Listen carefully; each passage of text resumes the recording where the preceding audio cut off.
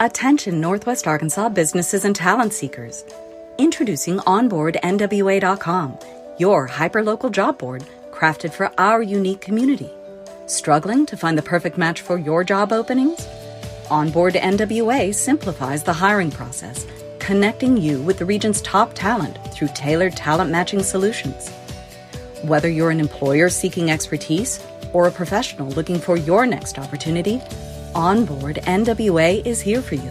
Discover more at onboardnwa.com, and let's build the future of Northwest Arkansas together.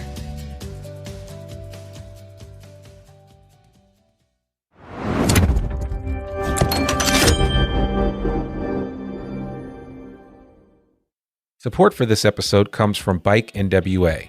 Did you know that May is National Bike Month? Celebrate alongside Bike NWA as they host weekly and overall challenges throughout the month of May.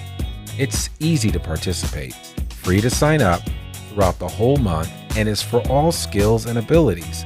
Visit love2ride.net/NW-Arkansas today and start logging your rides to win cool prizes. Hey, this is Gary Head at Signature Bank of Arkansas. We founded Signature Bank in 2005 with local ownership to serve our communities with the best bankers with the most authority to do business. We have succeeded in growing our bank to over $800 million in assets, including $50 million in growth in the first quarter in 21. We have 155 teammates that love our communities and the customers that we serve. We are always here to serve and eager to do so. As Chairman and CEO, I welcome your call to have the opportunity to serve you. Please call 479-684-4700 or online at signature.bank and tell them that you heard about us at I Am Northwest Arkansas.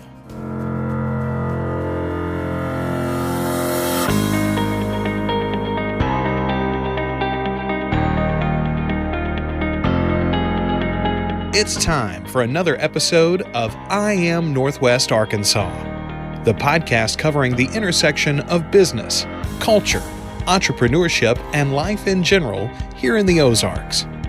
Whether you are considering a move to this area or trying to learn more about the place you call home, we've got something special for you. Here's our host, Randy Wilburn.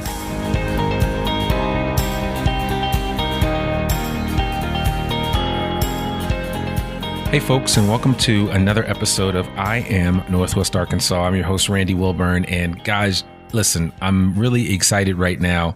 And before I introduce you to my guest today, I am sitting back in a study room at the Fayetteville Public Library. You don't know how huge this is. For those of you that have been listening to the podcast since the beginning, the Fayetteville Public Library was like a second home for me. It's where I did a lot of my recordings. I will come back to doing recordings here in the study rooms. They also have a podcasting room, which I'm going to start using as well. But Kathy and the rest of the ladies up in the reference desk here on the second floor of the Fayetteville Public Library are amazing. They're genuine people. They know everything about this place. And if you haven't been to the library, you need to come check it out. I think it's one of the crowning jewels of Northwest Arkansas, not just Fayetteville, but of all of this area. When I tell people when they come to visit, I say, I'm taking you to a few places. Crystal Bridges. Maybe we'll go to the Momentary. I'm going to take you on the bike trail, and I'm going to take you through the University of Arkansas for a quick tour, but I'm also going to take you to our library. And people give me these funny looks, but then after I take them to the library, it's like, oh man,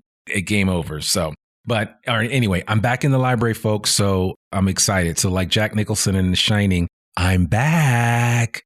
Anyway, today I have got a phenomenal guest with me. Wes Craiglow is running the Urban Land Institute office here in Northwest Arkansas, ULI for the uninitiated. And I'm going to let him more talk about it, but it's an organization that I've been familiar with for years. And I think it's important that they saw a need. I mean, they're all over the world, but they saw a need to have a location right here in Northwest Arkansas to deal with the growth and deal with it in a positive way, meaning with foresight, with thought, with action and clarity in terms of what we want this area to be like in the next 10, 15, 20, 30 years when we get to 1 million people in this general census area. So without further ado, Wes Craiglow, how are you doing, man? I'm doing well, Randy. Thank you for having me. I'm very excited about this. Yeah, I am too. It's been a long time coming. We were supposed to meet last week, but things didn't work out, and we're here now. And I'm excited because you've got a bunch of events coming up that we're going to talk about on the podcast. But more importantly, I want to introduce you to our audience. So I would love for you to give our audience your quick superhero origin story. How did you end up in Northwest Arkansas working with the Urban Land Institute? Oh, yeah. So I'll be as quick as I can. My background is in municipal planning. So for most of my professional career, I've been working in planning, long-range planning, and in the zoning entitlement process, what we call current planning, down at the city of Conway, and was there when Conway was just exploding in growth. And that lent me wonderful opportunities to develop myself as a land use professional and make really great relationships with the real estate development community along the way. I saw myself as a partner to the development, to the growth of Conway, and in particular, the built environment of the city of Conway, what forms our built environment took, and the impact of that built environment on our residents, maybe from the economic point of view or the social and cultural point of view, public health points of view, and the list goes on. And I just really fell in love with this work. Graduate school helped me along the way, professional certifications and other institutional trainings along the way. And I just really poured my soul into this work. I really believe the intersection between the built environment and human behavior, and ultimately the quality of our communities. And then a couple of years ago, the phone rang and I was notified of an opportunity that ULI was going to start a chapter, what we in the ULI world call district councils. The 53rd District Council in the United States was nascent, but happening. And an opportunity presented itself for me to apply and interview for this job. And it worked out. And here I am 2 years later, running still the newest chapter in North America. How big is the 53rd District? So we're focused on Northwest Arkansas. Okay, it is just Northwest Arkansas. The ULI Northwest Arkansas District Council primarily focuses on the 2-county area here in Washington and Benton Counties. Okay. And all of the growth along the 49 corridor. But as necessary, I think, we could reach a modest distance beyond that to support any other communities in need. Okay. All right. I love that. So how do you compare the growth that's happening here in Northwest Arkansas to, say, like Conway and what you experienced there? It's different in a couple of ways. And I'll start by saying it is higher in terms of volume, per capita volume and growth. This is one of the fastest growing metropolitan areas under 1 million in the country. Sure. And it shows. I think we all feel like we blink and the landscape here in Northwest Arkansas changes. That I'm not suggesting that Conway was not a fast growing city. It was very much so over the last 20 years. But I don't know that many markets in the country are comparable to the level of growth, the volume of growth that we are seeing here in the Northwest Arkansas market. And that is a pressing reason. That's why ULI desired a footprint here. And that's why so many real estate community professionals here in Northwest Arkansas wanted ULI here in Northwest Arkansas. So it was a joint effort. And I think this is the perfect organization for a market like this. The other thing I'll say about the differences between my background in Central Arkansas and my what I consider to be my new and permanent home here in Northwest Arkansas is the regionalism. And people ask a lot of times, what's the difference between Central Arkansas and Northwest Arkansas? And far be it from me to try to describe them all. But as someone who studies, as a professional in this field, who understands economic development, community development, city planning, real estate development, I can attest that I don't know of many places with the regional spirit the way that we have here in Northwest Arkansas. And what do I mean by that? When it comes time for county and municipal governments and the private sector and nonprofit advocacy groups to come together and collaborate on topics of regional importance, to work together as a collective, this Northwest Arkansas does it better than anywhere. And we were challenged sometimes in Central Arkansas to work together as a unified region. Very often we would find ourselves discouraged on certain what we felt were regional initiatives, maybe regarding transportation, for example, that we felt could only be successful if everybody got along and agreed on them. And it was more of a challenge there in the Central Arkansas market than it is here. And I think that's one of the most exciting things about doing work like ULI here in Northwest Arkansas, is because everybody sees us as if it's good for one, it's good for all, and we're growing as a region. That's how business sees us. In many ways, there aren't government boundaries. We just flow across those government boundaries. And ULI is, I think, it's going to be a powerful resource for helping bring a lot of people around the table collectively. Yeah, and what I hear you saying, and I think it's important to repeat this for people for the uninitiated that are not from this area, maybe thinking about relocating here, maybe thinking about bringing a business here, is that everybody plays nice in the sandbox. I think it's the easiest way to say it, right? It's like nowhere I've ever experienced, right? Yeah. It's incredible. Yeah. I mean, across cities, it doesn't matter. Fayetteville's looking out for Springdale. Springdale's looking out for Rogers. Rogers looking out for Bentonville. Bentonville's got Bella Vista's back, and vice versa. Yeah. And I think that's really a nice thing. And that's something that I've experienced since I've been here. And it's hard to articulate it, and I don't know what it is about it, but because of that, I just see, there's just a lot of opportunity for things to happen, right? And even when somebody's like Fayetteville's doing some affordable housing work, and now it's spilling out and you're starting to see talk about affordable housing being built in other cities. For sure. And I think that's really interesting. So what would you say would be your primary mandate since you've been here to really kind of help get off the ground, right? Because I know you can't focus on everything at once. And so it's like, focus is, follow one course until success. That's and right. So what, and if that were the case right now for what you're doing, and you're a military man and you served in the Guard, thank you for your service, but you understand that. What is your focus right now? Good question. And can I give a little bit about our mission first for folks who may not be familiar? I'm sorry. Yeah, sure. No, you're great. And then I want to make sure I answer that question. So the Urban Land Institute is a nonprofit organization, global in scope, as you mentioned. We have 53 offices here in North America and offices in Australia and Asia and Europe as well. We've been around since 1936, so celebrating our 80th birthday this year. And we began as a professional association of really a small group of real estate developers at the time. And over the decades, we have flourished into a membership association with almost 50,000 members worldwide. And you heard me mention all of the various global offices that we have. And we also have research centers now up in Washington, D.C. that work with the private sector community to analyze what's going on in the real estate development community and publish research about the emerging trends and best practices that are available to the development community. About 80% of our current membership is the private sector community, primarily made up of developers. But right on the share of the pie that are owned by developers are lenders in the debt and equity community, or financial investors, designers, architects and engineers, the two largest of those. The list goes on. Right down to like commercial title companies and real estate law. But the private sector does make up the largest share of ULI membership and partners. The other 20% is going to be local government, academia, nonprofiteers, people who are also deeply invested in the built environment and ensuring that their communities grow in the wisest possible way. And that brings me to the mission of ULI. The mission is simply to transform communities for the greatest impact possible.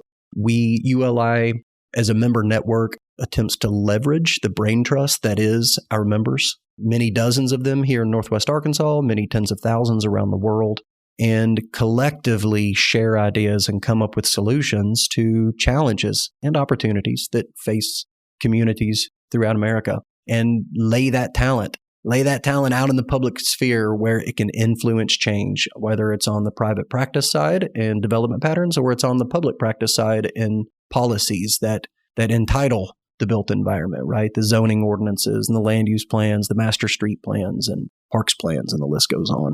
So our mission, simply put, is to improve the built environment for transformative impact throughout the world. So what are we working on here right now in Northwest Arkansas? I think it's safe to say that housing and transportation are at the top of the list. And I put them together on purpose. H+T is kind of the buzz phrase in the industry right now because they are inextricably intertwined. You can't have housing costs without transportation costs impacting, and vice versa. So what do I mean by that? We can drive until we can afford it. And that's how it's going right now in America with housing costs on the rise. And so what we're seeing here in Northwest Arkansas and coast to coast is largely historically agricultural land on the periphery of major metropolitan areas that rapidly develop with single family homes and large scale apartment complexes, because that's where cheap land can be acquired. Mm-hmm. It makes sense from a dollars and cents point of view, but The average Northwest Arkansan is spending $9,100 and change per year on transportation costs. And those transportation costs are associated directly to their housing costs. So we may buy ourselves some cheaper housing, but if we're constantly updating our car or buying an extra car or additional fuel, additional maintenance, and the list goes on, all we're doing in many cases in America, and here in Northwest Arkansas both, is trading housing for transportation. And it works, the relationships works in the inverse too. Yeah. So the more local, the more hyper-local we can create our lives to be. What do I mean by that? Putting residential areas near service and employment areas. We cut down on people's need to be in their car as often. And we directly impact users from their transportation, their family transportation costs. But secondary and tertiary impacts are grand as well, because we can cut down on things like traffic and the need to widen streets and idling cars, spitting out pollution, and the list goes on the secondary and tertiary positive impact. So housing and transportation are connected. They cannot be disconnected. And I think just like most of America, that is the number one priority for organizations like ULI, because costs are just dramatically skyrocketing for housing and transportation right now. Yeah, it's absolutely insane. I mean, I sold a house this time last year and you know, we put it on the market pretty quickly and, you know, got an offer within like a day or two. You know, there was a little bit of competition, but I've talked to people that have put their houses on the market recently. And at the time of us recording this of May of 2021, it's insane. It's insane. You know, in terms of just, so I keep wondering, I mean, okay, well, when does the other shoe drop, or how do we deal with this? Or is it going to come to a point where there's a market correction or some type of event that slows down this bull in a china shop when it comes to real estate growth and home prices increasing? Yeah, that's the question everyone's trying to answer right now.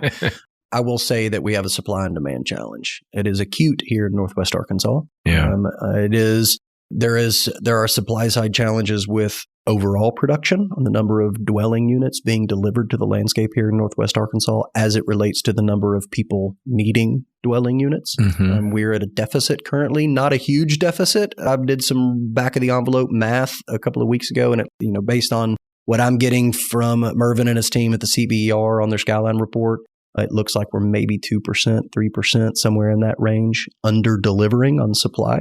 Wow. That doesn't sound like much. We're delivering to market 2 or 3% fewer homes than people want to buy. And you might think that's no big deal. But, you know, relative to the number of people moving here each year, that is dozens, potentially hundreds of families that are unavailable to find a home. That is a significant problem, and it has a dramatic impact on demand, which in turn drives up prices, and that's where we're getting our bidding war. It goes much deeper, more fundamental challenges right now with the housing market. We know material. If we watch social media, we've probably seen the lumber memes floating around. Yes, I think material is challenged. There's a rabbit hole we could go down there. The labor market is tight right now. There's a rabbit hole we could go down there. The Fed is making money easy to get. Interest rates are very competitive right now, obviously, and stimulus checks are in everyone's hands, virtually everyone. And yeah, the demand is through the roof right now. To your point about will it market correct, I read a lot of research just thanks to my job. I'm by no means an analyst myself. I am not an economist, but the research that I read leads me to believe, Randy, that we will not see a major correction in this market. This is not a bubble a la 2008 and 2009, but that we may see a leveling off in the coming years, and it will not come too soon. Yeah. Because right now, Northwest Arkansas is growing. Our median home sale value is growing at about 10% per year, every year for the last 4 years. And that is unsustainable growth. Now, if you're a realtor or even a homeowner like myself, you look at your equity or your sale value and you're like, wow, this is great, making some equity. And, you know, realtors are turning a good commission. And that's how the economy goes. The challenge that I have is the ability for people to afford home. To me, I put that on the priority to even the growth of my own equity. You know, satisfying as it is to see that home value going up, I know that with 10% year over year increase to my home value, all that means to me is that more and more people who want to make Northwest Arkansas a home cannot. And so what I want to see, instead of a major correction, which frankly I don't think is coming, I just want to see a slowing of the rate of increase. I would love to see it come back down somewhere closer to the standard rise of consumer price index, or commonly refer to as inflation. So home value increases of 3%, I think, are where healthy economies should be. 10%, there is simply no way wages will keep up with that over the long term. No. And that will become a threat to us in Northwest Arkansas. One of our competitive advantages, Randy, is housing affordability. Has been for a very long time as we compete for talent against markets like Denver and Nashville and Austin and Atlanta and for sure the coasts. We can hold out that carrot of having an incredible place to raise a family and live and start and do business and also get a cheap house. And we're losing that competitive advantage, and it will harm us all, I believe. Quickly, as I might add, because when I came here in 2014, I thought, man, everything, I could buy 2 houses. That's I'll right. take 2 over there and 2 over. Now I'm like, man, can I get 1? Yeah. I mean, I own a house, but I mean, if I wanted to buy something else, and my wife and I have been thinking about it, but we're like, man, it's tight. You have to figure out how you can do it. That land is more expensive now. So, I mean, it's just a number of factors. And then when you take into consideration the Walmart effect, the J.B. Hunt effect, the Tyson effect, all of these great, Fortune 50 companies are trying to attract new talent to the area. And most of these new talents will need a place to live. So I think, those are the things that we have to think about as we continue to grow. If we lose our competitive advantage, it's going to threaten our broader economy, to your point there. Yeah. There are great jobs in other markets. What attracts people here is the quality of place of Northwest Arkansas and affordability. And so what ULI wants to do is find a piece of that puzzle. Like, what piece can ULI affect for the positive on the supply side? And go deep on that and bring a brain trust of the smartest people in the room nationwide and also our leaders here in Northwest Arkansas to descend on that piece of the puzzle and at least attempt to solve it. So when I talk about slowing the rate of growth from 10% per year on housing price increase to closer to, let's get it down to 8 or 6 or 4. I believe that ULI has a role in helping that happen. There are a lot of other role players. I mentioned it's a complex puzzle, but I'm really excited about what we can do as a network and as an organization for change. So tell me this, because this is an interesting thing. When I came here from Boston, of course, in Boston, I understand what higher density living is like. Yeah. I mean, totally understand. That's For what we sure. have, triple deckers and, and multifamilies like that. It's on a whole different level. You're living on top of multiple people. But how do we sell that here, those higher density developments, right? Because as I'm thinking about it, when I think about what is available land, there's not a lot of available land in the main trunk of Northwest Arkansas. And I'm thinking between like 265 and 49 north and south. That main trunk area, there's not a ton of land in that area. I bet there's half. Huh? I bet there's half. Really? I bet there's half. And I'll bet you there are GIS techs listening to this that work for like the Regional Planning Commission or the counties or the cities up and down the corridor who are probably like screaming into their speakers, because you would be shocked at how much available real estate, fallow vacant land that is ready to be developed, what we call infill, if it's going in existing areas, whether it's the heart of your downtown or the peripheral edge on the edge of your city limits. We just colloquially refer to that as infill.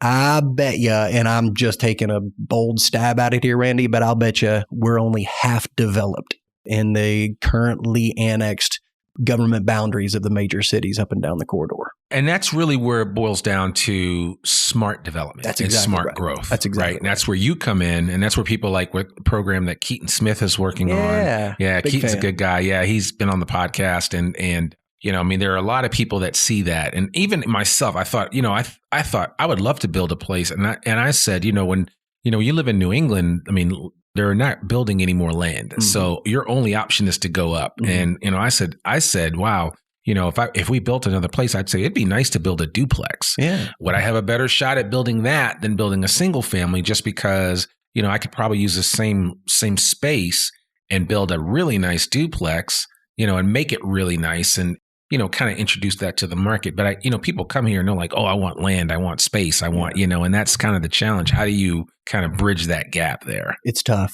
It is really, and I don't have any other word for it. It's hard work.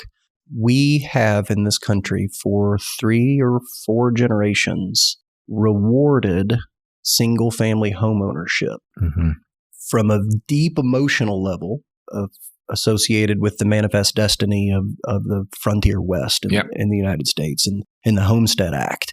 everybody gets, I'm going to mess up the phrase here, but 40 acres and a mule, I think was the old saying. Yeah.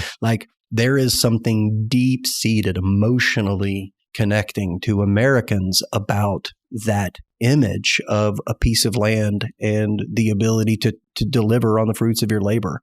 I think that image of that homesteader manifest destiny of expansionism connects directly to the suburban lifestyle. Most of us don't have a mule in our backyard. I don't. Right. And I live in the suburbs. Frankly, I live over at the base of Sequoia near Root Elementary. I've got a little house in the suburbs and I love it. But there's something about it that feels, when I can walk into a backyard, a private space, it feels a little bit like I've got, I'm a little bit of, I got my piece of the prairie or my piece of the woods or whatever. Sure. And I think that attraction, that connection is really deep in America. And it is hard to break from. I think when you connect it to the reward of home ownership and equity, and recognizing that the vast majority of Americans' greatest source of wealth is the equity in their home, it gets even harder to break away from. That's not lost on me. And I guarantee, and even I'm an urbanist, self-professed urbanist myself. I no longer live in the heart of downtown. Yeah. I can't afford it. Full stop. And we can come back and revisit that. But I live as close as I can to the services and amenities like parks and schools and downtown that I can afford to. And I get it. I'm attached. I empathize with that manifest destiny spirit of having a little piece of land, having my own little homestead. I can garden and let my dog run around and play in the backyard with my kids. And also having a lot of my personal wealth wrapped up in home equity. How do we get away from that?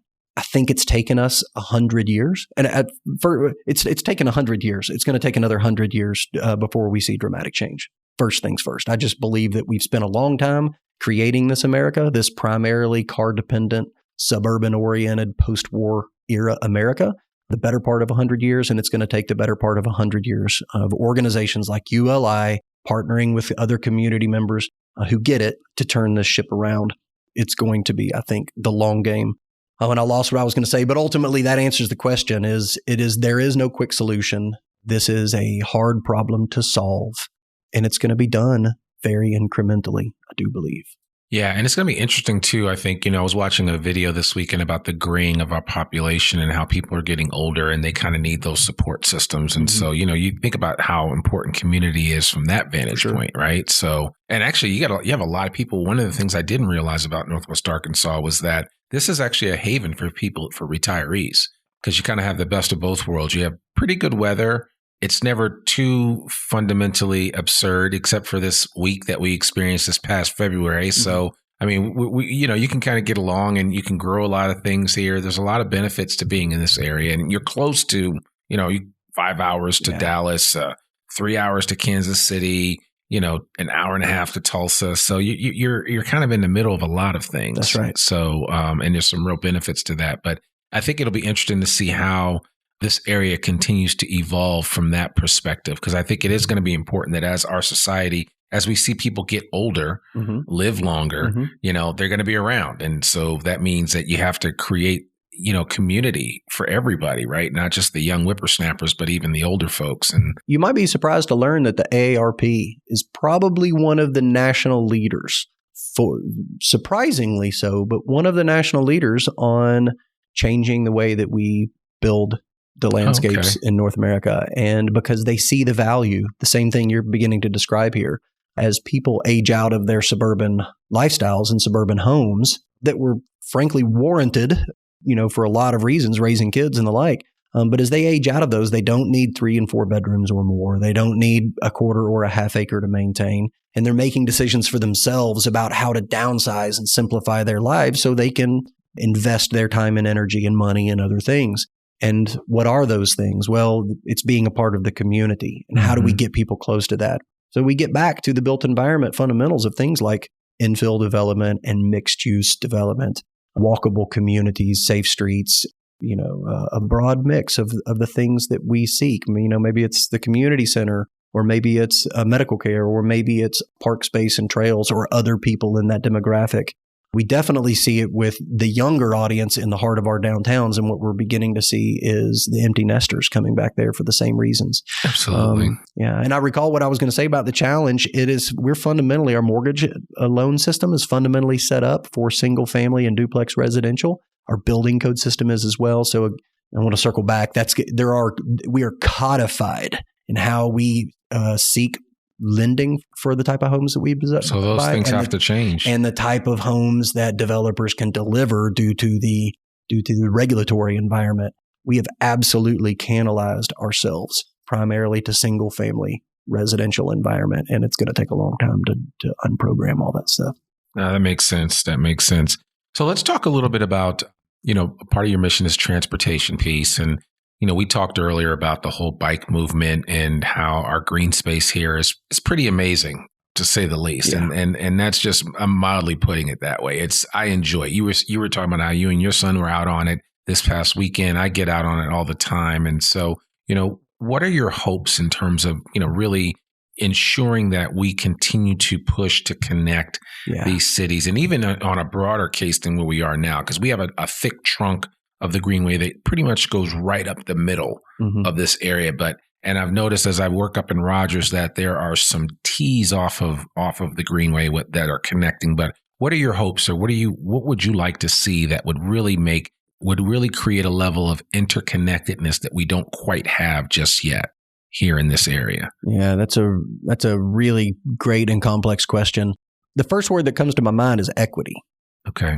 I get the sense that there are a lot of people in every community in Northwest Arkansas and America who need access to alternate methods of transportation.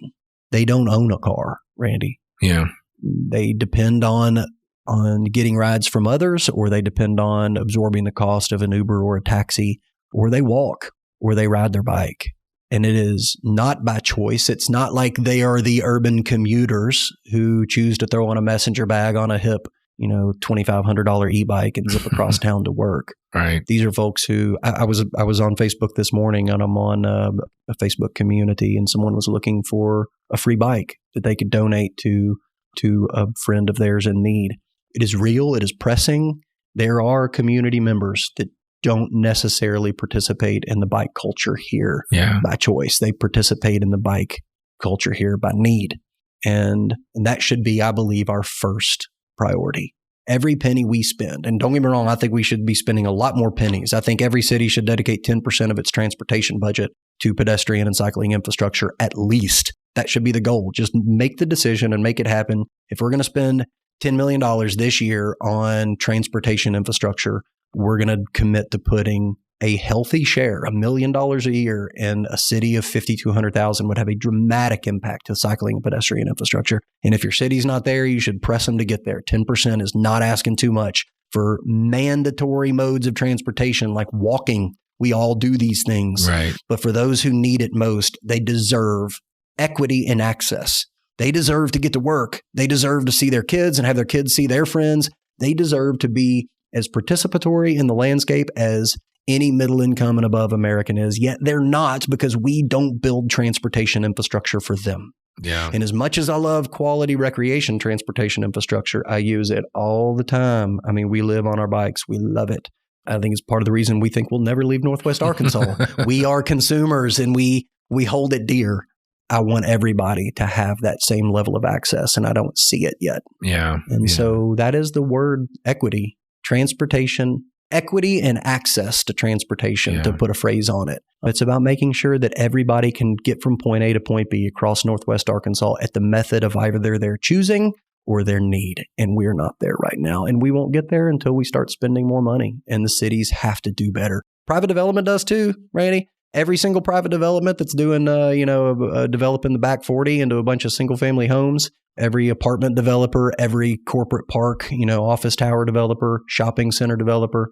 Maybe I give some grace to the industrial parks out on the edge of town. I get it. There's some areas that may or may not get the demand, but private sector heading off the hook here. You guys got to start. You got to start folding, cycling, maybe something like a quarter-mile trail for each door you put up, right? I don't have the answers there. That's where I count on the ULI network, the brain trust. I want to bring people together to talk about how to get this done. And it's going to be different in a city like Fayetteville than it would in a city like Rogers. And Rogers will do something totally different than Cave Springs or Elm Springs. Every city and every private developer can decide for themselves how to get it done. What I'm suggesting is do it. Yeah, that's it. I love that. And, it's funny you mentioned, we talked earlier about Bike NWA, which is a great organization that really tries to bring a lot of this together. I also had the folks from Arkansas Latinas in BC who saw that, that a lot of women that looked like them didn't have access to bikes, and they were making that happen. I've also spoke to the folks at Pedal It Forward NWA. So maybe that person that you mentioned that doesn't have a bike can go to them and get a bike, because I know they have. Pedal It Forward was tagged in the comments this morning. So keep up the great work, y'all. Yes, they're doing a good job. And Kenny and his team over there. So, but yeah, I think there's a lot.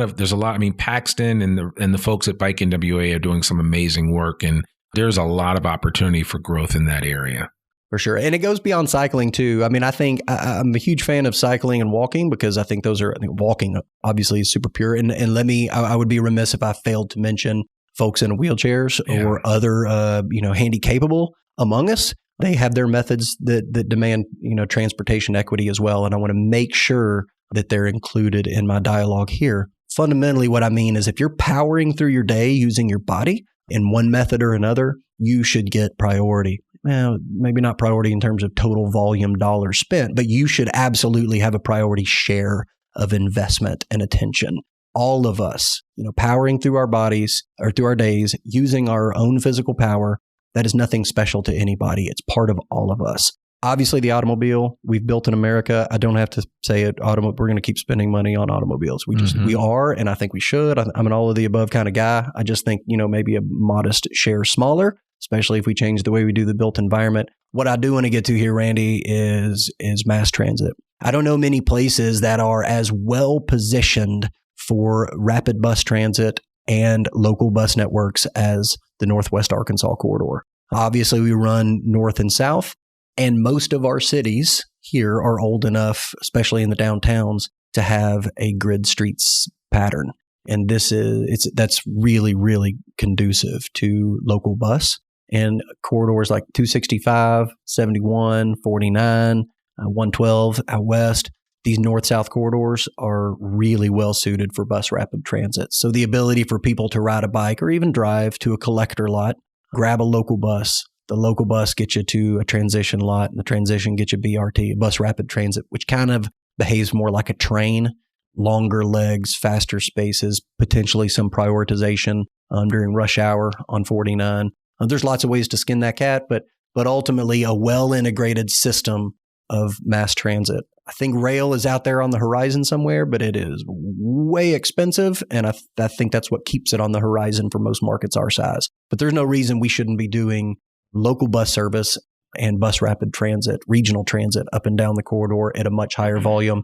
Just a plug for the Ozark Regional Transit Team, Joel Gardner and his guys. They got a new master plan, and I definitely encourage all the city leaders to have a look at what Ozark Regional Transit's come up with, because I think it's a really great solution for the near term. Oh, absolutely. I do too. And I'm in their Facebook group, and I'll put a link to all of that in the show notes so people know how to connect with those folks. I think it's interesting though, and I'm curious to hear what your thoughts are.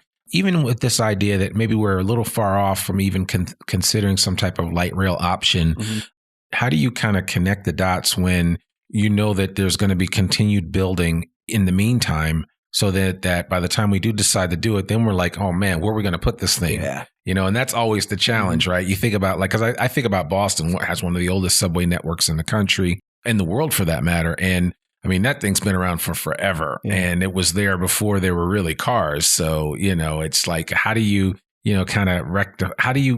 how do you reconcile that? Yeah. So, I mean, I think about Boston and look at what they've done over the last 20 years with the Big Dig. I mean, you've got to figure out how to shoehorn expansion of mass transit into a really, effectively completely built environment. Man, it was a night. I lived through the Big Dig. I survived the Big Dig. I got the T-shirt to prove it, but it was a nightmare dealing with it. Now that I go through there now, and I'm just like, man, even now they're saying, wow, maybe we underestimated what the real need was. Like we could have done even more. And it's nice. It's really nice. Don't get me wrong, but I remember the pain that it took expand things.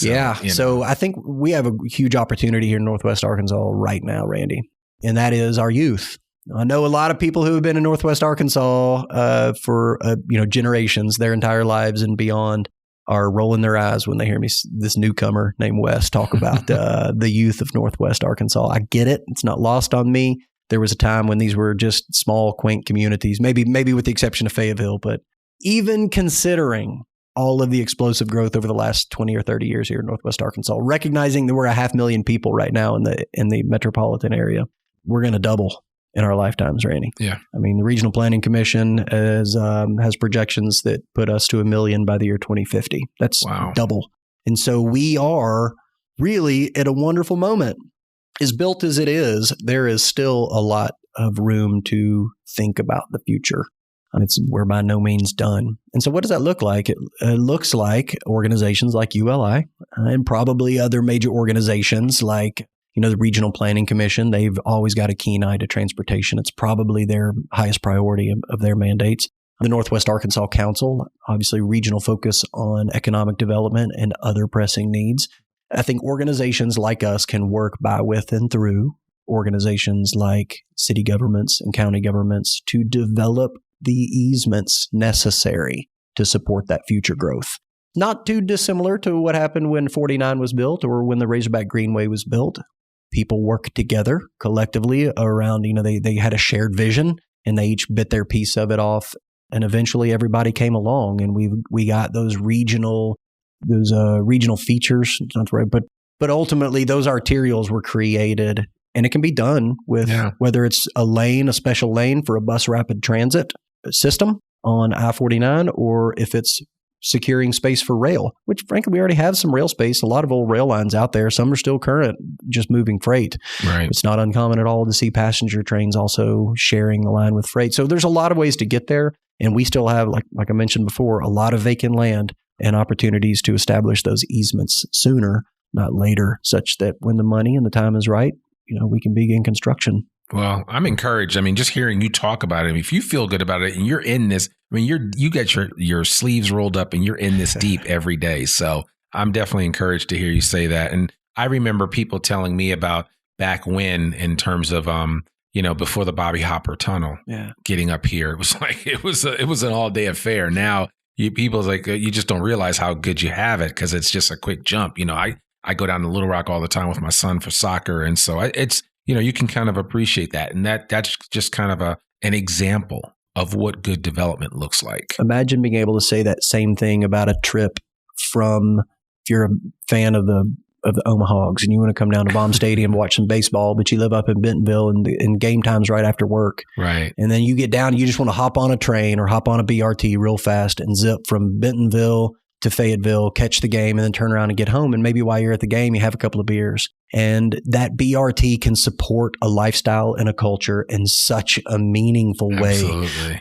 It can enhance everything that's already great about Northwest Arkansas and do it to the point where the same way you're bragging about the Bobby Hopper Tunnel and the ease at which I-49 permits access between here and Little Rock, we can be in 10 years or 15 years talking the exact same way about an integrated bus system in Northwest Arkansas that just makes life here so much easier. And why'd we wait so long to do this? Those conversations start today, and I'm looking forward to ULI hosting a lot of them. Well, that's good. That's good. Well, we're certainly excited and glad that you're here, and we really appreciate you taking time out of your schedule to come on the podcast and have this conversation. It's important. I've been involved with Onward Ozarks with the Northwest Arkansas Council, and there's just a lot of regional talk right now about how do we continue to improve, and you're in the thick of it. So Wes Craiglow, thank you so much. If anybody wants to reach you, what's the best way for them to connect with you? For sure. You can find me on our website at arkansas.uli.org and just head to the contact page on our website and you can find me. You can also find us and information about our events throughout the region and the content and services that we provide on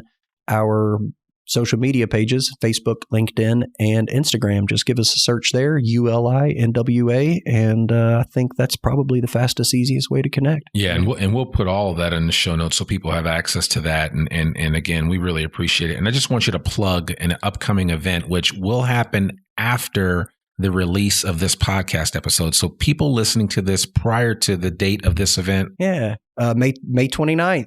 Okay. Yeah. So if you're listening after May 29th, go by our website, check us out on social media, find out what the next big thing coming up is. But for those of you all who are going to listen to this prior to May 29th, would love to invite you to the Better City Film Festival hosted by ULI Northwest Arkansas and the city of Rogers. We will be the first main event for the first real event at the new Butterfield stage in Rogers Downtown Rail Yard Park. We're super excited about it. It's going to be about 3 to 4 hours worth of film screenings. It's mostly micro-documentaries about ways to make your city, get you passionate, get you inspired, connect with other people in a really casual Saturday afternoon setting. 4 to 8 p.m., downtown Rogers, Butterfield stage, Better City Film Festival. Find information at our website. Okay. And then last but not least, I know when you're not solving the major problems from Northwest Arkansas, what do you do to unwind or relax? I know you said you like to ride the trails with your son. What else? I mean, for somebody maybe that's listening to this, that's thinking about moving here to Northwest Arkansas, what would be the one thing you would say to them that why they should really consider this area outside? I mean, we already made a case for it in this conversation, but what would you say? Fly fishing. Okay. I am an avid fly fisherman, Randy, and I look around at the access we have to rivers here to what we often call home waters. I've been here 2.5 years and I still can't decide which is my home water. Man. We've got trout fishing below Beaver Dam. And White River. Yeah, all the way over to the White below Bull Shoals. It's only a 2-hour drive. Fishing. But like smallmouth are crazy right now. We got Illinois River, Kings River, War Eagle Creek, Crooked Creek, the White. I spend a lot of time standing in knee to waist deep water, casting and throwing flies at anything that swims. And we are super duper blessed here in Northwest Arkansas to have such incredible water nearby. Yeah, I love that. And if you're breaking bread and you want to take somebody out to eat, where would you take them? I know this is difficult. My backyard. And I know that sounds like a cop-out, but it is my favorite place to hang. If anybody wants to hang, come on over. I would love to talk shop. Let's talk about ways to make cities better. I'll do the cooking. Let's have a cold drink sitting on the back patio and just get to know one another. It is absolutely my favorite place. Smoke some trout and come out there. So. I can't begin to name my favorite restaurant because there's like 100 of them. I know. It's hard, right? Every time I ask that question, it's like people are like, oh, you're putting me on a spot. And it's hard for me to answer because I have a lot of friends that are chefs. So I don't want any one person. So I'm like, it's all good. You know, it's tough. It's tough. We're very blessed here. Yeah, no doubt. We are. So Wes Craiglow, thank you so much. Urban Land Institute. You guys keep doing amazing things. Thank you for all that you're doing, for the work that you're doing here in Northwest Arkansas. Keep it up. And we'll make sure that if people need to reach you, they'll have easy access to contact you through our show notes. So thank you so much. Thank you so much, Randy. You keep up the great work. I'm a huge fan and look forward to all the releases of yours to come. Thank you so much. Well, folks, that's another episode of the I Am Northwest Arkansas podcast. To learn more about us or to read or download the show notes from today's episode, visit iamnorthwestarkansas.com. You can listen to this podcast and sign up for our free newsletter to keep up with us and all things NWA. Make sure you sign up today. You can also subscribe to the I Am Northwest Arkansas podcast wherever you listen to it. And please consider rating and reviewing us on Apple Podcasts. And remember, folks, our podcast comes out every Monday, rain or shine. I'm your host, Randy Wilburn, and we'll see you back here next week for a new episode of the I Am Northwest Arkansas podcast. Peace. We hope you enjoyed this episode of I Am Northwest Arkansas. Check us out each and every week, available anywhere that great podcasts can be found. For show notes or more information on becoming a guest, visit iamnorthwestarkansas.com. We'll see you next week on I Am Northwest Arkansas.